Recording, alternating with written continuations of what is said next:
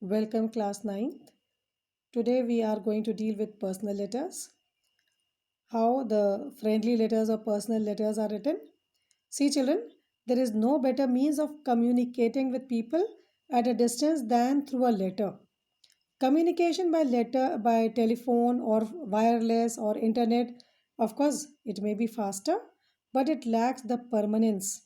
A letter is always there to refer to. You can refresh your memory by reading a letter after a long time. Moreover, the letter has a personal touch. If written by hand, since each handwriting is unique in character, projecting the personality of the writer. So, a good letter fosters cordial relations with persons and with firms. See, letters can also be classified according to their objectives. They can be personal letters, they can be business letters, and in both, credit is given for knowledge of how to set out the formal elements of the letter, that is, the address, the date, greetings, etc. And however, more marks are awarded for the tone, that is, the appropriateness of the language and of to the purpose of the letter, the subject matter, the expression, etc. of the letter. So, personal letters, we are only going to deal with personal letters today, which are written to relations, to friends, to colleagues, or acquaintances, which have a simple informal style.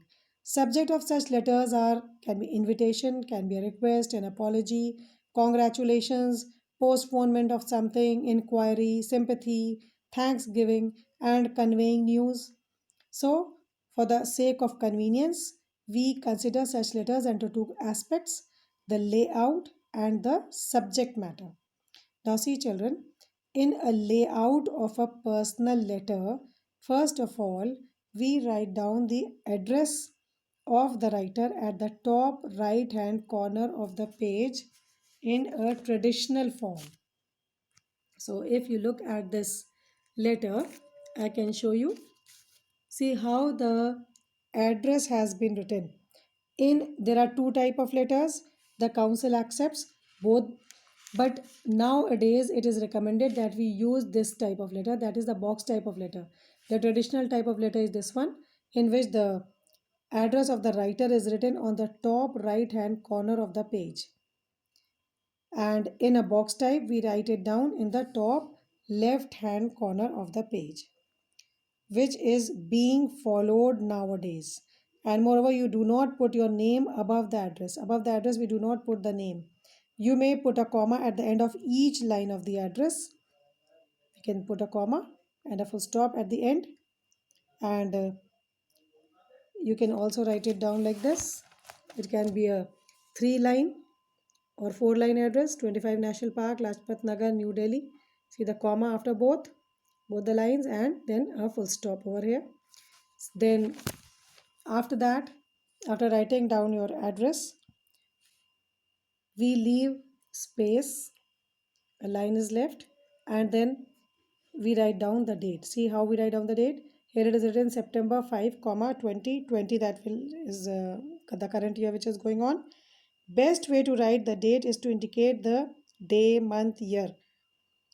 You will not write it like this. Do not write the date. See, the best way to write the date is to indicate the day, month, and year, like 30th August 2019.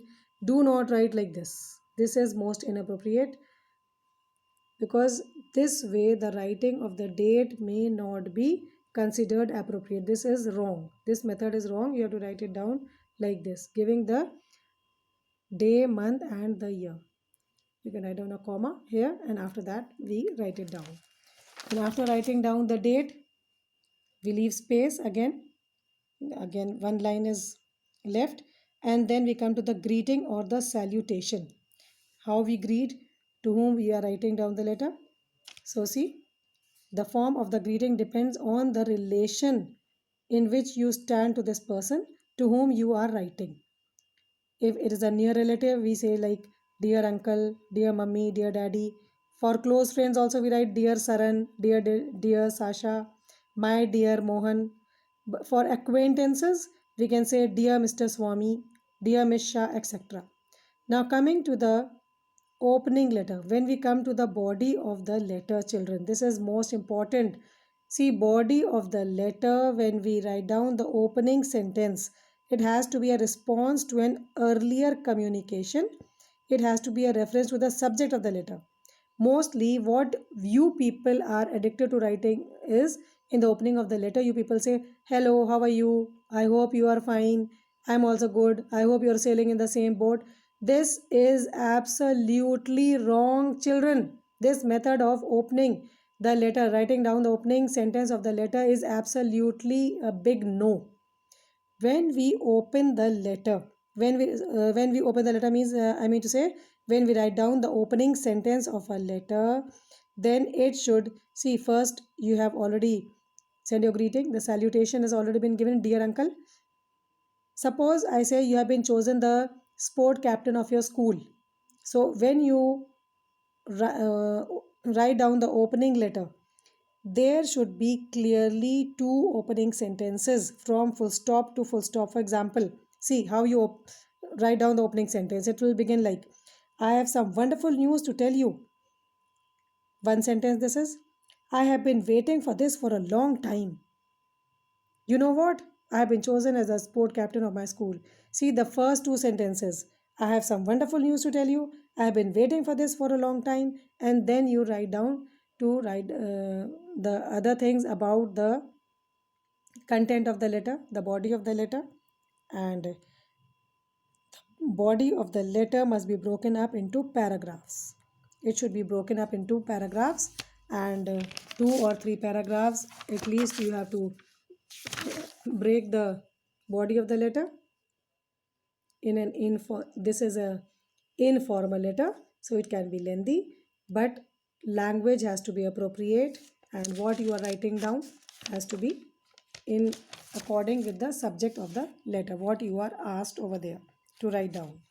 So after writing down the body of the letter, when we close the letter, toward the closing of the letter again, the concluding sentence of the letter, like mostly you say, "Meet you," or, but see how you are going to write down, even in the closing sentences there should be two closing sentences. While you end your letter, it should be ended by two closing sentences, clear cut two sentences at least should be there, one full stop to full stop, another sentence from one full stop to full stop. For example, we can say, "Hope you had a wonderful year. I hope to meet you soon after my exams are over." Then after that again you leave space, and then you write down the subscription. Subscription is again your leave taking. The letter must not end abruptly, but with a certain form of a polite leave taking. For example, if it is a near relative, as you are writing to your uncle, you can say, "Yours affectionately." And when you write yours, see, before yours there is no apostrophe. No apostrophe should be there, and Y has to be capital. Yours, Y capital, no apostrophe before the S, and affectionately when you're writing it down to somebody very informal, to your relative. With friends or with acquaintances, we say, "Yours sincerely," and it is to be followed by a comma. Then again space, leave one line space. After writing down the leave taking, then you write down the signature. You write down your name, that is only the first name should come for the purpose in personal letters, only the first name. You do not write down your surname. And with that, we complete the letter. So see, you are advised to follow the box type format in all your correspondences. Though the council accept both the formats, this is the traditional format in which the address and the date are written on the top right hand side, rest of it on the left hand side.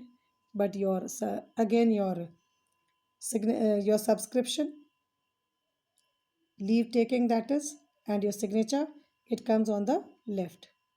But we accept the council is now accepting the box type for all correspondences, though both are accepted, but this is now more common. It is advised to use only the box type format. I will be sending the picture of both and the assignment along with that. Till then, goodbye.